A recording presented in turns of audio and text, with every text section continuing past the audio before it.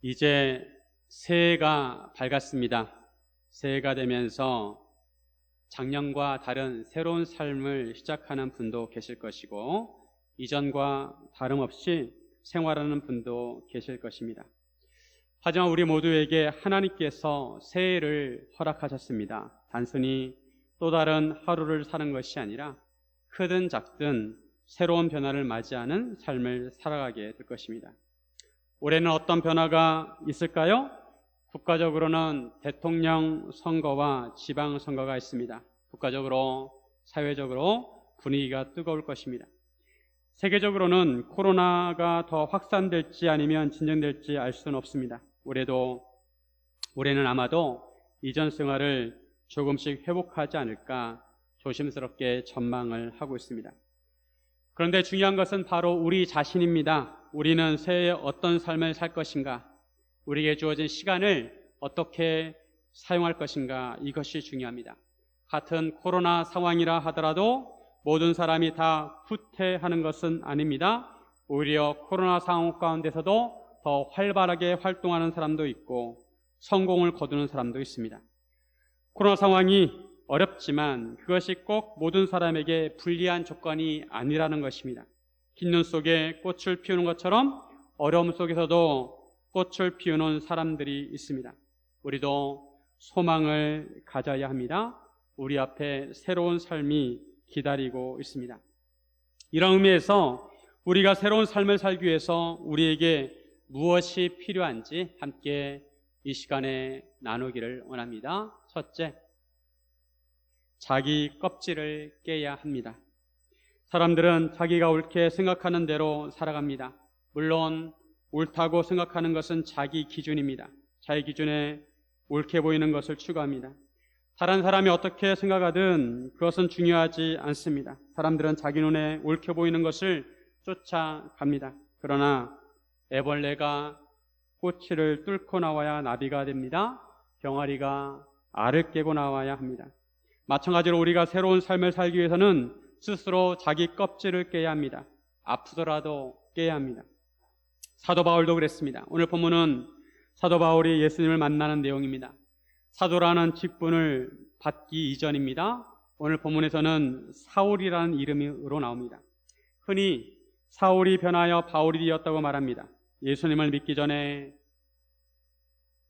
전을 사울이라고 하고 예수를 만나고 난 이유를 바울이라고 합니다. 그러나 언어적인 차이가 있습니다. 사울은 아람어식 이름입니다. 유대인들은 주로 아람어를 사용합니다. 그리고 바울은 헬라식 이름입니다. 바울은 이방인의 사도로서 전 세계를 다니면서 복음을 전했습니다. 그 당시에 전 세계의 언어가 헬라어였기 때문에 헬라어 이름을 가진 것입니다. 그래서 바울은 헬라식 이름이고 사울은 히브리식 이름이라고 할 수 있습니다. 사울은 이방인의 사도가 되기 전에 아주 지독한 사람이었습니다.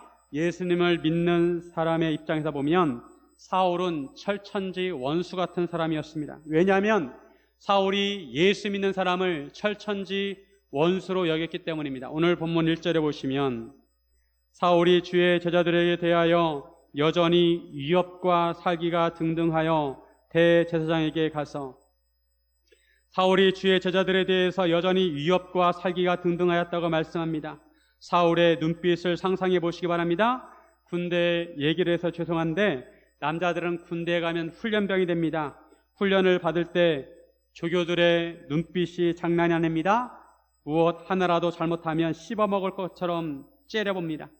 눈에서 광선이 나옵니다. 조교들의 눈빛을 보면 그냥 기가 죽습니다. 사울은 마치 잡아먹으려고 하는 짐승의 눈을 가지고 예수님의 제자들을 노려보았습니다. 1절에 보면 여전히라는 단어가 있습니다. 여전히 위협과 살기가 등등하여. 사울이 지금만 그런 것이 아니라 이전에도 그랬다는 것입니다.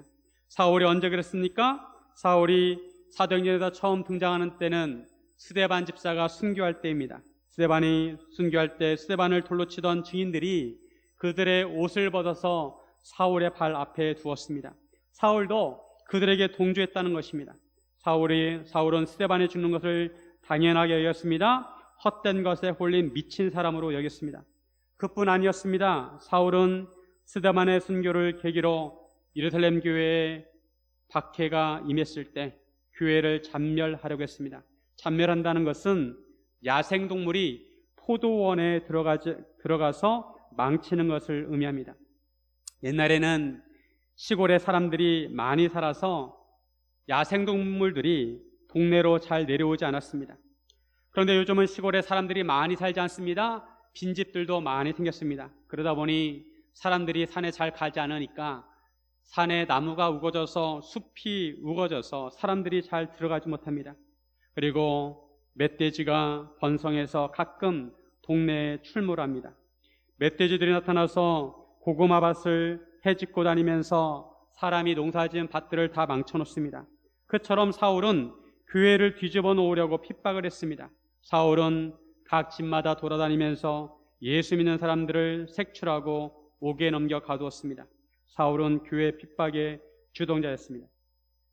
오늘 본문에서도 사울은 여전히 위협과 살기가 등등해서 예수 믿는 사람들을 잡는 데 혈안이 되었습니다. 지구 끝까지라도 잡으러 다니는 그런 기세였습니다. 예루살렘 교회에 핍박이 임하자 성도들은 사방으로 뿔뿔이 흩어졌습니다. 각 지역의 회당에서 이런 흩어진 그리스도인들을 돌봐주었습니다. 사울은 이런 소문을 듣고 그리스도인들이 도망간 지역에 가서 그들을 잡아오려고 했습니다. 이런 일을 하기 위해 다메섹에 가려고 했습니다. 대제사장에 가서 공문을 받았습니다. 다메섹은 사마리아 지역에 있는 도시입니다. 유대의 대제사장의 관할 밖입니다. 이런 지역에서 사람을 잡아오려면 공식적인 공문이 필요했습니다. 사울은 공문을 받아서 다메섹 여러 회당에 숨어있는 그리스도인들을 잡아오려는 심산으로 다메섹을 향해 가게 되었습니다. 예루살렘에서 다메섹까지는 약 250km 정도 됐습니다. 사람이 걸어서 일주일 정도 걸어야 했습니다. 사울이 다메섹에 거의 도착할 즈음에 부활하신 예수님을 만나게 됩니다. 이 사건은 사울 인생에 있어서 일생일대의 사건이었습니다. 사울이 온몸으로 부정했던 예수님을 만나게 된 것입니다.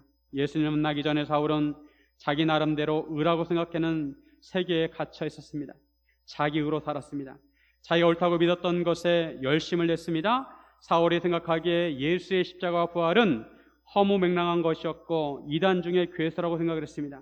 예수는 거짓이었고 허상이었습니다. 이것이 바울의 자기 의였습니다.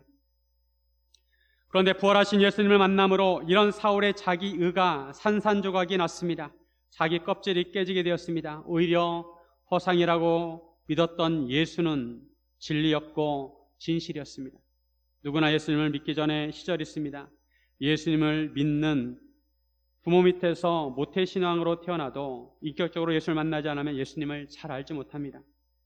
세상 사람들은 예수님을 인정하지 않습니다. 믿지 않습니다. 그저 자기 생각이 옳다고 믿고 살아갑니다. 그런데 놀라운 것은 예수님께서 이런 자들을 찾아오신다는 것입니다. 그리고 자기 의를 깨뜨리십니다. 사도행전 26장 14절에 보시면 우리가 다 땅에 엎드러짐에 내가 소리를 들으니 히브리 말로 이르되 사울아 사울아 내가 어찌하여 나를 박해하느냐 가시체를 뒷발질하기가 내게 고생이니라. 주님께서는 우리가 가지고 있는 자기 의를 깨뜨리시기 위해서 가시체를 사용하십니다. 가시체는 소를 몰 때 나무 막대기 끝에 쇠나 뼈를 박아가지고 사용하는 도구입니다. 가시체로 소를 때려서 주인이 가고자 하는 방향으로 소를 몰아갑니다. 그런데 소 입장에서는 가시체를 맞으면 아프니까 뒷발질을 칩니다. 그런데 소가 뒷발질을 치면 칠수록 소에게는 고생입니다. 왜냐하면 주인이 원하는 방향으로 가지 않으면 계속 가시체를 맞기 때문입니다. 이처럼 사울도 주님께서 가시체로 사울을 몰고 계셨습니다. 주님께서 가시체로 사울의 자기의를 깨뜨리셨습니다. 물론 그렇다고 예수님께서 강제로 그렇게 하신 것은 아닙니다. 자기를 깨뜨려야 예수를 만날 수 있기 때문에 자극을 주신 것입니다. 오늘 보면 4절과 5절에 보시면 땅이 엎드러져 두름에 소리가 있어 이르되 사울아 사울아 내가 어찌하여 나를 박해하느냐 하시거늘 대답하되 주여 누구시니까 이르시되 나는 내가 박해하는 예수라. 사울은 부활하신 예수님을 보고 땅이 엎드러졌습니다. 자기가 부정하던 예수님이 살아계시다는 진리 앞에 무릎을 꿇어야 했습니다. 그런데 예수님께서 하시는 말씀이 사울아 사울아 내가 어찌하여 나를 박해하느냐라고 하십니다. 사울 입장에서는 억울했습니다. 자기는 예수님을 본 적도 없습니다. 예수님을 만난 적도 없는데 어떻게 예수님을 박해할 수 있습니까? 그런데 예수님은 사울더러 너는 왜 나를 박해하느냐? 나는 내가 박해하는 예수라고 하십니다. 사울은 그 순간에 자신이 박해했던 그리스도인들을 생각했습니다. 예수님은 박해받는 그리스도인들 또 박해받는 교회를 가리켜 나라고 하십니다. 나를 박해했다는 것입니다. 사울은 처음 순교했던 스데반 집사를 생각했습니다. 스데반 집사는 하늘이 열리고 예수님께서 하나님 우편에 계시다고 하였습니다. 그리고 돌에 맞아 고통스럽게 죽으면서도 주여 이 죄를 저들에게 돌리지 마옵소서라고 기도했습니다. 사울은 스데반의 성령 충만한 얼굴과 그가 하는 말을 들었습니다. 그때는 헛소리라고 생각을 했었는데 그것은 진실이었습니다. 스데반 집사는 허상을 본 것이 아니라 진실로 하나님의 영광을 보았던 것입니다. 사울도 부활의 주님을 만남으로 자기의가 깨지게 되었습니다. 이처럼 새로운 삶을 살려면 자기 껍질을 깨뜨려야 합니다. 혹시 여러분도 자기의가 있지 않습니까?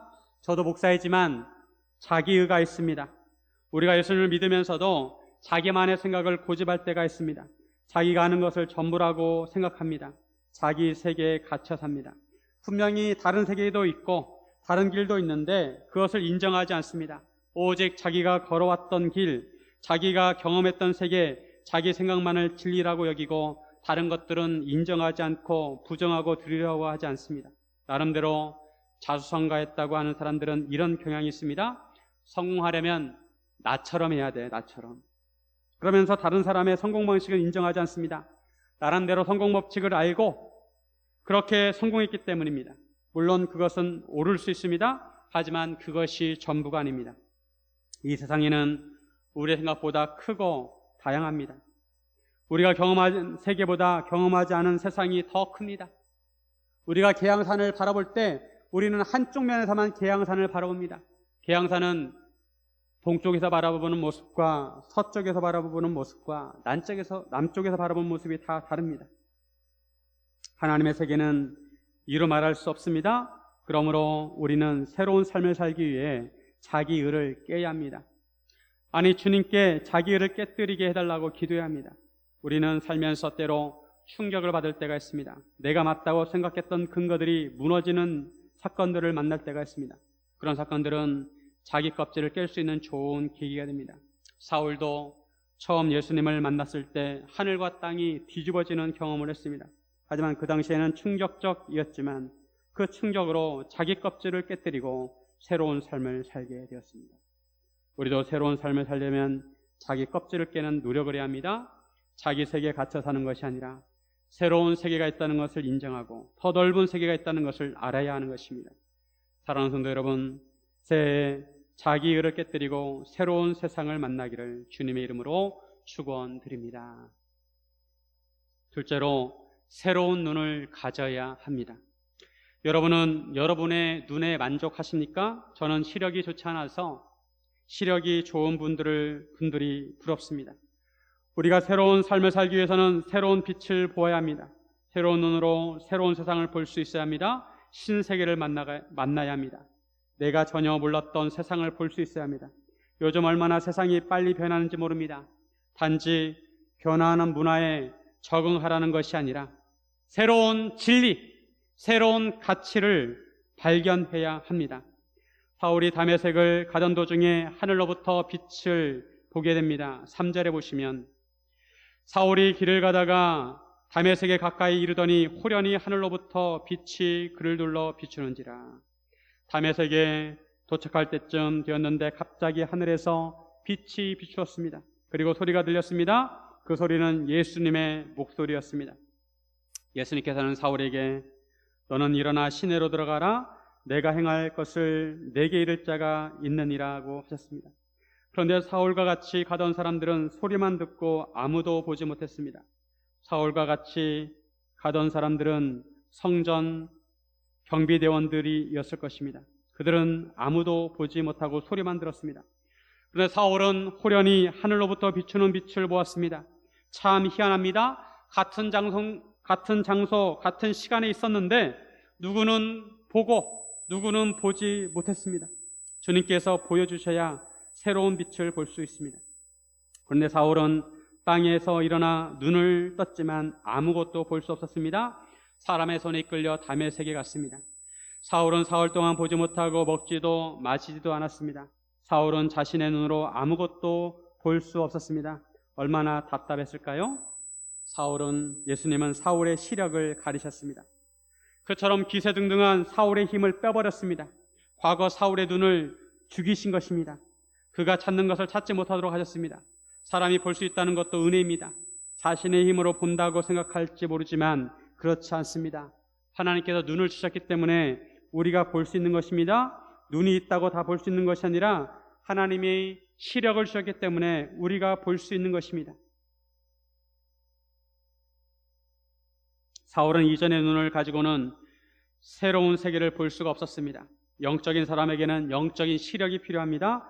영적인 눈이 필요합니다. 사울은 새로운 눈이 필요하였습니다. 또한 주님은 사울을 새로운 세계로 초대하시기 위해 한 사람을 준비시키셨습니다. 그 사람은 아나니아였습니다. 아나니아는 사울이 새로운 눈을 갖도록 도와주게 됩니다. 주께서 환상 중에 아나니아를 불러 말씀하십니다. 일어나 집 가라 하는 거리로 가서 유다의 집에서 다소 사람 사울이라 하는 사람을 찾으라. 그가 기도하는 중이라. 사울은 주님의 빛을 보고 충격을 받았습니다. 그 충격으로 보지도 못했습니다. 사울은 그런 중에 기도했습니다. 사울은 뭐라고 기도했을까요? 사울은 먼저 용서를 구했을 것입니다. 자신이 옳다고 생각했던 행동들은 실은 예수님을 박해했던 것입니다.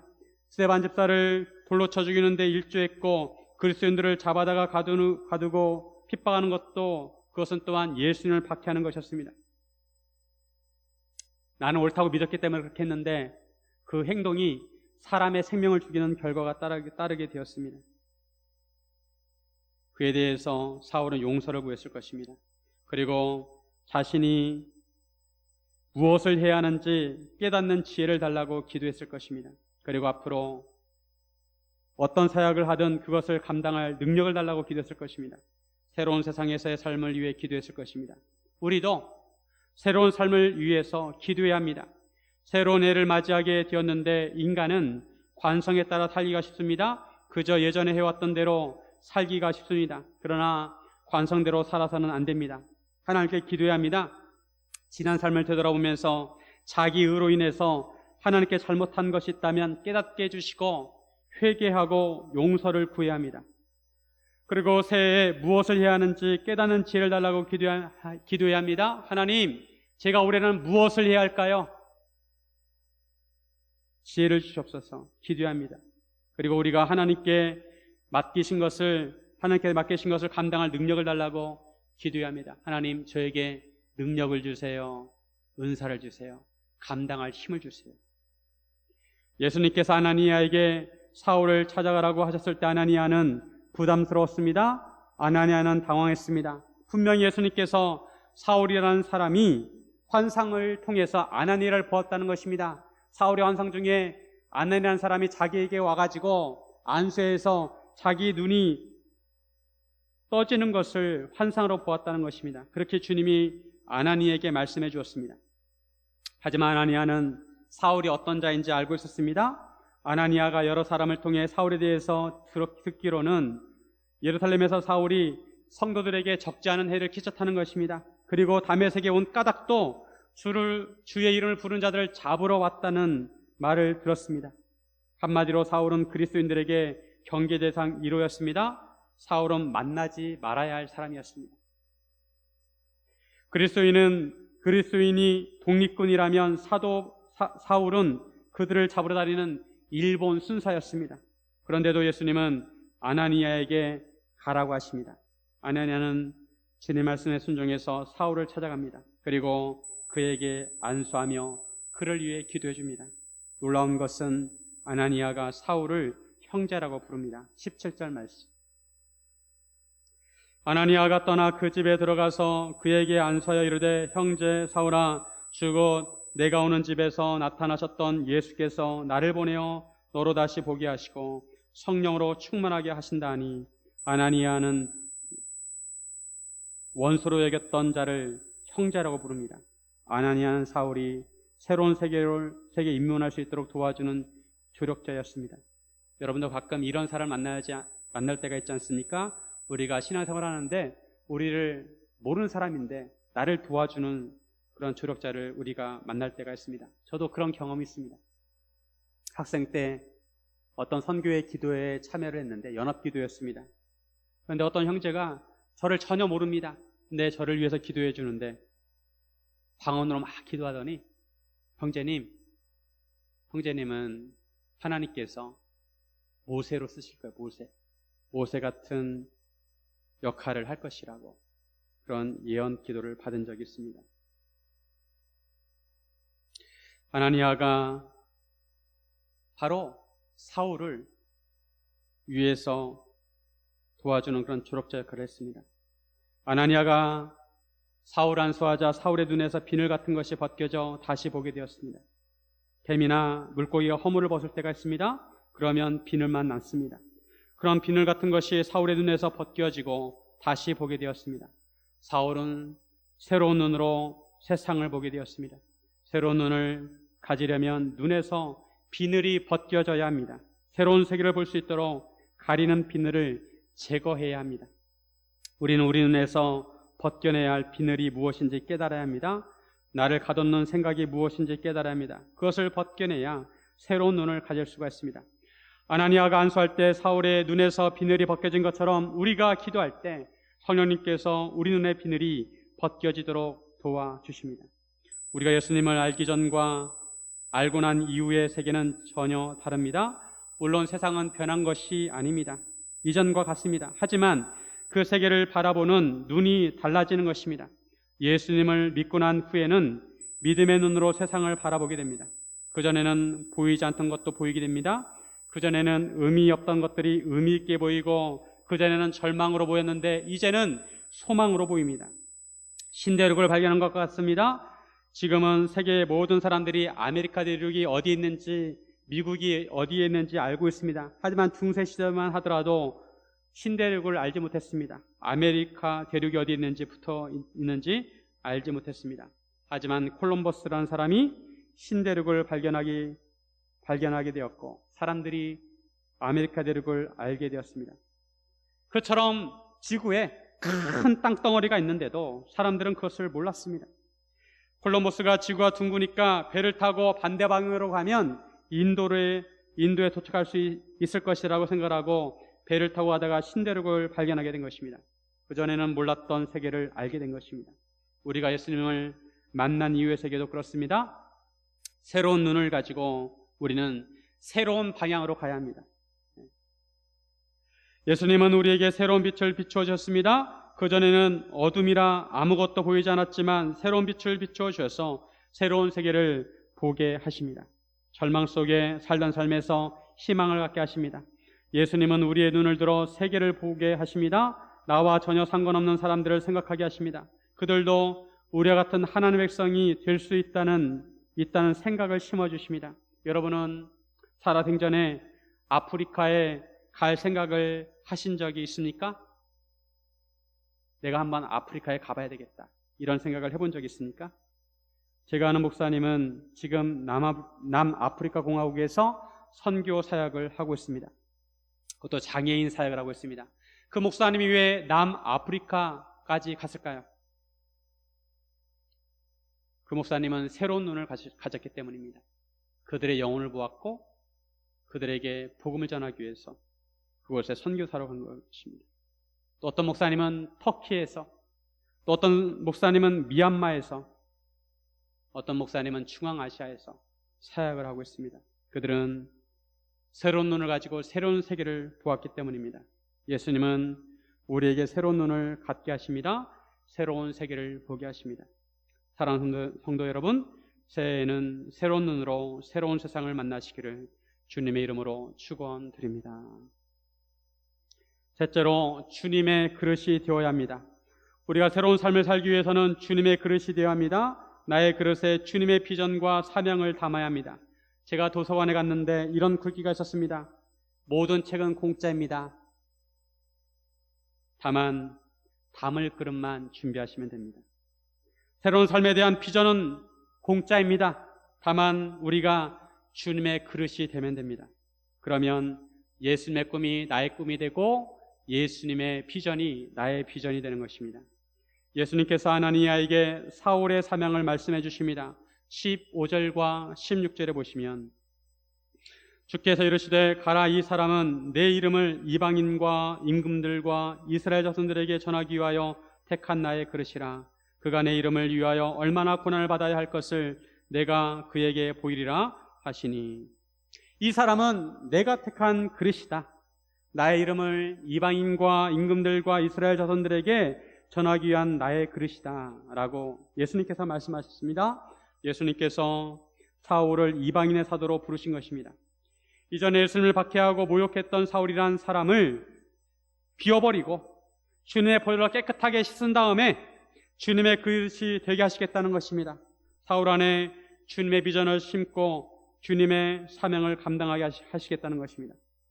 그런데 한편으로 예수님의 이름을 위해서 얼마나 고난을 받아야 할 것인지 보이신다고 하십니다. 사울이 이방인의 사도로 사명을 감당할 때 많은 고난을 받는 것을 예시하셨습니다. 주님의 그릇이 되려면 예수님처럼 십자가를 져야 합니다. 주님의 그릇이 그냥 되지 않습니다. 자기 십자가를 져야 합니다. 희생과 헌신을 해야 합니다. 실제로 사울은 사도로서 주님의 복음을 전할 때 많은 고난을 겪었습니다. 죽을 고비도 많이 넘기고 말할 수 없는 고난을 당했습니다. 그럼에도 사울은 나의 나된 것은 주의 은혜라고 고백했습니다. 나의 나된 것은 주의 은혜라.